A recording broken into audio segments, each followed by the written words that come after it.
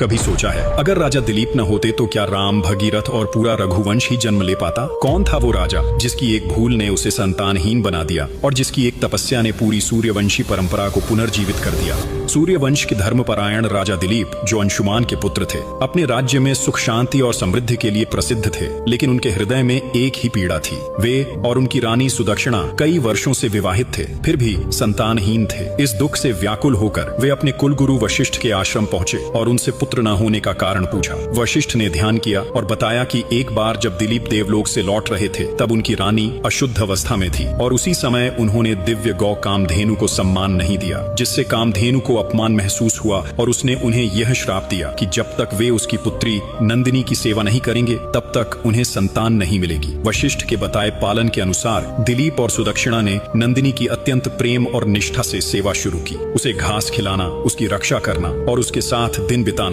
उनका नियम बन गया। 21 दिनों की सेवा के बाद एक दिन नंदिनी उन्हें जंगल की ओर ले गई और अचानक एक भयंकर सिंह ने उस पर हमला कर दिया। दिलीप ने तुरंत धनुष उठाया, लेकिन भगवान शिव के आदेश के कारण धनुष बाण निष्फल हो गए। तब सिंह ने कहा कि वह शिव का सेवक है और इस स्थान का रक्षक है और आज नंदिनी उसका भोजन बनेगी। दिलीप पहले भयभीत हुए, लेकिन तुरंत अपने धर्म को याद किया और नंदिनी को बचाने के लिए स्वयं अपने प्राण देने का प्रण लिया। उनकी यह निष्ठा, त्याग और सच्ची भक्ति देखकर नंदिनी ने अपना मोहक रूप प्रकट किया और बताया कि वह सिंह वास्तव में एक माइक परीक्षा थी। उनकी श्रद्धा से प्रसन्न होकर उसने दिलीप और सुदक्षिणा को पुत्र प्राप्ति का वरदान दिया। कुछ ही समय बाद रानी सुदक्षिणा गर्भवती हुई और उनका एक तेजस्वी पुत्र जन्मा, रघु, जो आगे चलकर रघुवंश की नींव बना और उसी वंश में आगे भगवान राम का जन्म हुआ। इसी वंश से भगीरथ राजा जन्मे थे, जिन्होंने तपस्या करके स्वर्ग से गंगा को पृथ्वी पर लाया और उस महान कार्य की वजह से उनका नाम सदैव अमर हो गया। जय श्री राम।